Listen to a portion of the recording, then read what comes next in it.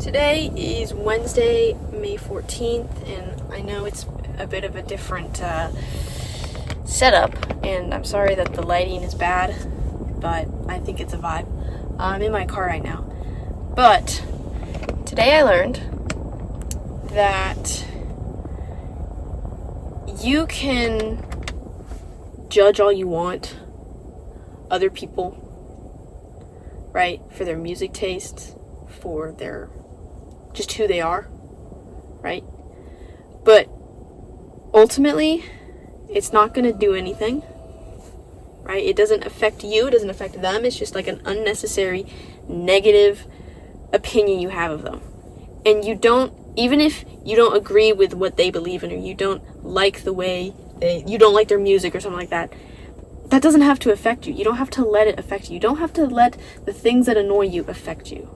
This isn't just for people, this is just for things in general. Like, whatever annoys you, don't let it affect you, right? You're better than that. Let important things affect you, right? Because today I just found myself judging other people.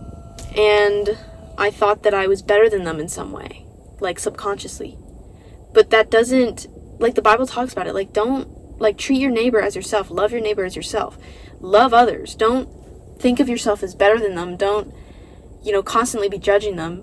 Just don't let their things that are not similar to your life. Like, everyone's life is different, right? So you're going to find differences with other people. So don't let the differences that you have between someone affect how you react to them and how you judge them and how you interact with them for a unnecessarily negative reason.